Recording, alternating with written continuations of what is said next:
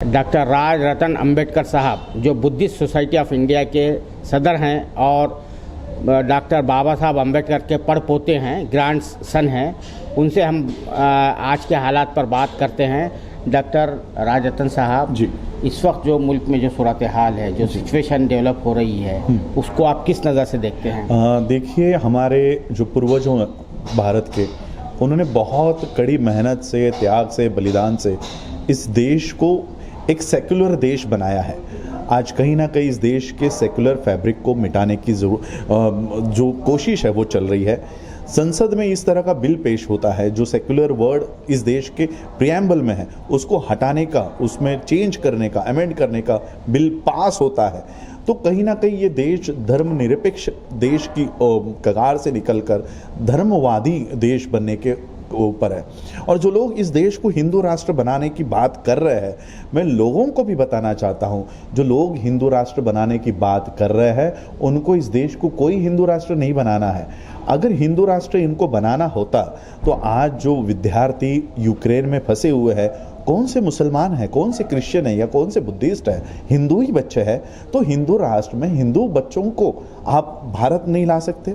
आज इस देश में गुजरात में एक आईपीएस ऑफिसर जो हिंदू है, जो मुसलमान नहीं है, जो क्रिश्चियन नहीं है, जो सिख नहीं है, उसको अपनी बारात निकालने के लिए पुलिस फोर्स प्रोटेक्शन लेना पड़ता है। तो ऐसा कौन सा हिंदू राष्ट्र आप बनाने की बात कर रहे हो जिसमें हिंदुओं को ही सताया जाएगा, एससी, एसटी, ओबीसी, माइनॉरिटीज को सताया जाने वाला है? तो आज हमारी यहाँ पर जो मीटिंग चल रही है वो भारत के सभी धर्म के लोगों को इकट्ठा करके इस देश में जो ब्राह्मणवाद, ये कोई हिंदू राष्ट्र की बात नहीं हो रही है। इस देश में कोई हिंदू राष्ट्र नहीं बनने वाला है। इस देश को ब्राह्मण राष्ट्र के ऊपर इस देश में लेकर जाने की कोशिश हो रही है। उस ब्राह्मण राष्ट्र में जहां पर एससी, एसटी, ओबीसी, माइनॉरिटी के लोग सताए जाएंगे, इस तरह का देश बनाने के ऊपर इस देश के लोग संसद में जो बैठे हुए ऐसे कानून बना रहे हैं। इस देश का किसान, आप बताइए, क्या वो किसी मुसलमान कौम से था या बुद्धिस्ट था?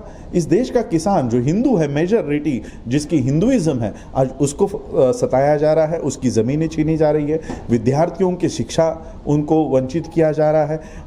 एससी, एसटी, ओबीसी के लोगों को आज उनकी गिनती नहीं हो रही है। ओबीसी जो बिहार में इतनी बड़े तादाद में आंदोलन कर रहे हैं कि 1931 में ब्रिटिशरों के समय में उनकी गिनती हुई थी, स्वतंत्र भारत में आज तक उनकी गिनती नहीं हुई है। वो गिनती करवाओ, सेंसस करवाओ, इसलिए वो मांग कर रहे हैं, आज तक उनकी गिनती नहीं हो रही। ओबीसी जो खुद को हिंदू समझता है, जो आज भी हिंदू में उनको गिना जाता है, तो हिंदू राष्ट्र में हिंदुओं की गिनती क्यों नहीं करा रहे हो? इसलिए इनको हिंदू राष्ट्र नहीं, इस देश को फैसिज्म की ओर लेकर जाना है।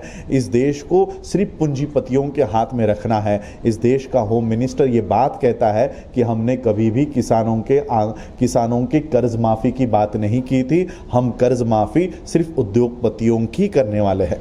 लेकिन सवाल ये पैदा होता है कि ये सब कुछ हो रहा है, तो ये हिंदू राष्ट्र बनाने की जो बात करते हैं आप, ब्राह्मण राष्ट्र जिसको कह रहे हैं या हिंदुत्व राष्ट्र कह रहे हैं, इन लोगों को क्यों नहीं समझ में आ रहा है? जो जिस तरह के आप देखा है कि भाई कोई ना कोई इशू उठाया जाता है जो मुसलमानों से रिलेटेड होता है, जैसा अब हिजाब का इशू उठा दिया गया है, तो इस पर क्या कहेंगे? ये जो आबादी है मुल्क की, इनके समझ में क्यों नहीं आता है कि इनको जो है तो किस तरह से बेवकूफ़ बनाया जा रहा है? इसमें कहीं ना कहीं हम कम पढ़ रहे हैं, कम पढ़ रहे हैं इन द सेंस, आज आरएसएस हो या बीजेपी हो, वो उनके एक मैसेज को एक ही रात में पूरे देश भर में दिखा देते हैं। मीडिया उनके हाथ में है, पुलिस प्रशासन उनके हाथ में है, कोर्ट्स उनके हाथ में है।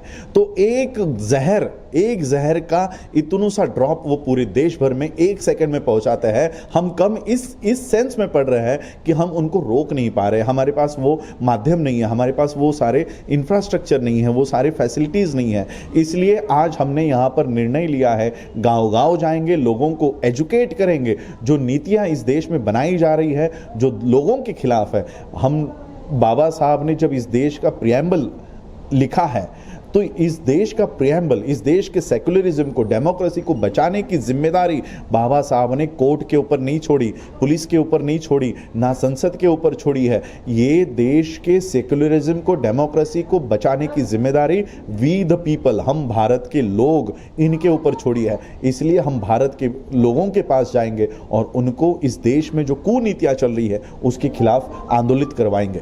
ये जो कर्नाटक में जिस तरह हिजाब की कंट्रोवर्सी पैदा की गई है, आर्टिफिशियल कंट्रोवर्सी है, जी। तो इसको आप किस नज़र से देखते हैं? और इसमें जो है जिस तरह से यहाँ की जो आबादी है, जो सेकुलर फोर्सेस है, उनको जिस तरह से खुलकर आना चाहिए था वो नहीं आ रहा है, तो इसके नतीजे में जो है जो ये आप जिन फोर्सेस का जो है बता रहे हैं, इशारा दे रहे हैं, उनको मैदान खुला मिल जाता है।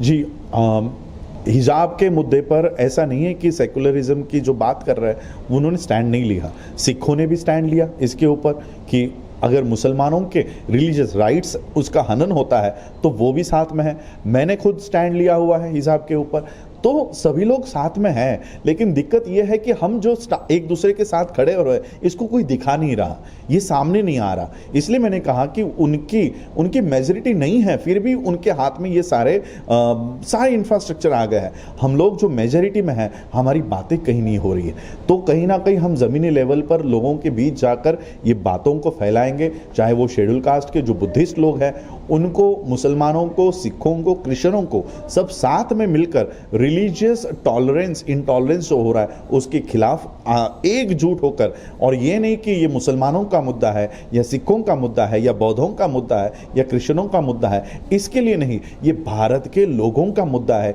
ये भावना उनमें तैयार करके उन लोगों को एक करने की काम हम लोग करेंगे। ये हम देख रहे हैं, ये जो फोर्सेस है ये डाइवर्शनरी टैक्टिक्स यूज़ करती हैं, और इस डाइवर्शनरी टैक्टिक्स में जो है रियल इश्यूज जो है वो बैक बर्नर पर चले जाते हैं। आप जैसा आपने कहा कास्ट सेंसस की बात है या कोई और इशू है, जो रियल इश्यूज है जो कंसर्निंग विद द पीपल है, वो बैक बर्नर पर चले जाते हैं या पीछे हट जाते हैं। तो इस जो है ये जो इनकी टैक्टिस है उसको दूर करने के सिलसिले में आप जैसी जो तंजीमें है काम कर रही है वो क्या कर रही हैं? देखिए, यही तो हम बता रहे हैं, ये बार बार लोगों को हिंदू मुसलमान के मुद्दे पर लेकर जा रहे हैं, और ये बार बार बाबा साहब की फ़ोटो हटाकर हमने देखा लोगों को इमोशनल करवा रहे हैं। और जो मेन मुद्दे हैं, जैसे अभी सारे के सारे पब्लिक सेक्टर अंडरटेकिंग बेचे जा रहे हैं, लोग लग गए हिजाब के मुद्दे पर, पीछे के रास्ते से सारे पब्लिक सेक्टर अंडरटेकिंग्स बिक गए। आज हमारे विद्यार्थी बाहर यूक्रेन में फंसे हुए हैं, वो प्लेन मंगा रहे हैं कि हमको यहाँ पर एयरलिफ्ट करवाओ, हमें प्लेन भेजो। अब भारत के पास एक भी प्लेन नहीं है। जो एक पब्लिक सेक्टर एयरवेज था, एयर इंडिया, वो तो हमने बेच दिया। अब कौन सी एयरलाइन हमारे पास है? इंडिगो, वो तो प्राइवेट है। टाटा, कौन से? आज पब्लिक सेक्टर सारे बिक गए हैं। आज एयर इंडिया बिक गई, कल रेलवे बिक जाएगा। तो इन बातों से ध्यान हटाने के लिए हिजाब का मुद्दा लाया जाता है। हम बार बार लोगों को मूलभूत समस्या के ऊपर लेकर जाना चाहते हैं, लेकिन मैंने जैसे आपको बताया, एक ही रात में ये लोगों को इस तरह का जहर घोलने में कामयाब हो रहा है और हम नहीं हो पा रहे। खास तौर से जो दलित तबकात है ना, एससी की जो बात कर रहे हैं आप, एससी के जो तबकात है वो, उनके बारे में अभी भी ये बताया जाता है कि दे आर लार्जी विथ बीजेपी। तो ये क्यों ऐसा हो रहा है? देखिए, शेड्यूल कास्ट में कई सारी कास्ट है। शेड्यूल कास्ट में सिर्फ एक ऐसी कास्ट है जो बाबा साहब को मानती है और बाबा साहब को अपना रहनुमा मानकर वो बौद्ध धर्म की ओर चली गई। तो शेड्यूल कास्ट के जो लोग हैं मोस्टली हिंदू हैं, जो हिंदुत्व के करीब है, तो उन्हें ऐसा लगता है कि आरएसएस ही हमारा मदर ऑर्गेनाइजेशन है। आज हम एससी के बाकी के कास्ट के लोगों को ये समझा रहे हैं कि आरएसएस ने आपकी सारी नौकरियां खत्म कर दी, ओबीसी को समझा रहे हैं। तो अभी एससी के जो लोग हैं वो आरएसएस से बाहर निकल रहे हैं, हिंदुत्व से बाहर निकल रहे हैं। क्योंकि मैं शेड्यूल कास्ट के लोगों में काम करता हूँ, 59 कास्ट महाराष्ट्र में आती है, अलग अलग स्टेट में अलग अलग कास्ट एससी में आती है। वो आज भी बाबा साहब को फॉलो नहीं कर रही है, एक या दो कास्ट फॉलो करती होंगी। तो ये दिक्कत हमें भी आती है, कास्ट सिस्टम की दिक्कत आती है। इसलिए पहले तो इनको कास्ट सिस्टम से हम बाहर निकाल रहे हैं। और जो नेशनलिटी की भावना है, बाबा साहब ने यही भावना हम लोगों को बताकर गए कि आप अपने आप को हिंदू मुसलमान, इससे भी ऊपर इंडियन समझो और भारत के ऊपर जो कोई भी आ जाती है तो इंडियन होने के नाते हम लोगों को आगे आना होगा। तो यही बात में सभी, आज तो मीटिंग चल रही है वो इसी के ऊपर चल रही है।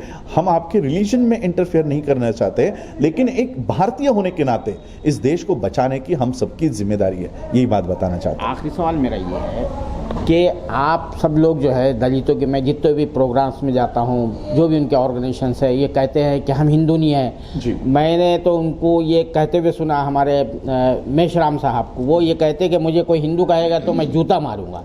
लेकिन legally constitutionally you are Hindu, ठीक है।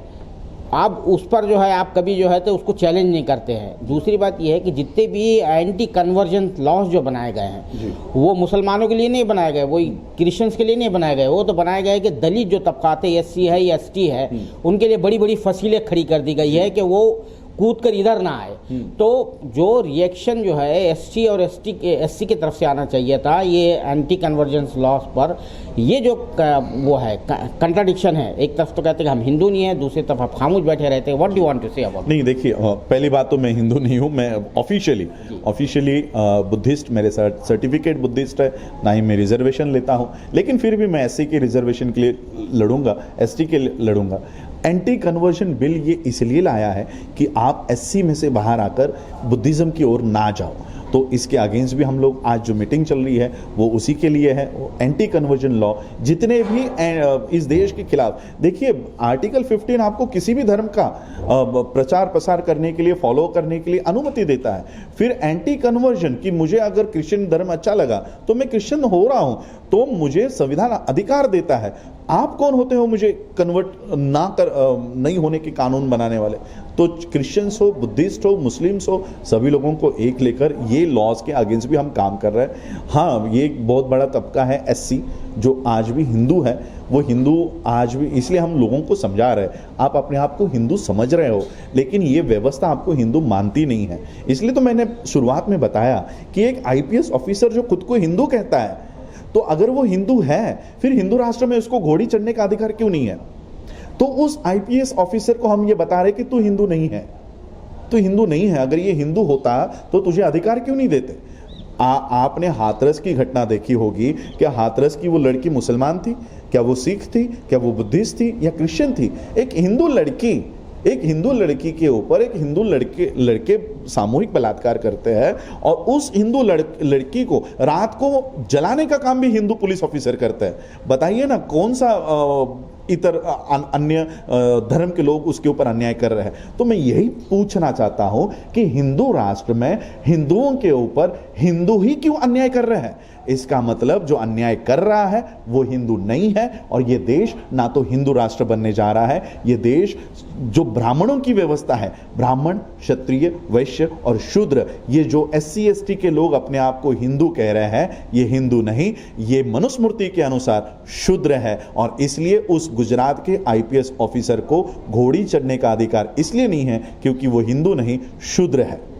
बहुत बहुत शुक्रिया राज रतन साहब साला से बात करने के लिए। Thank you.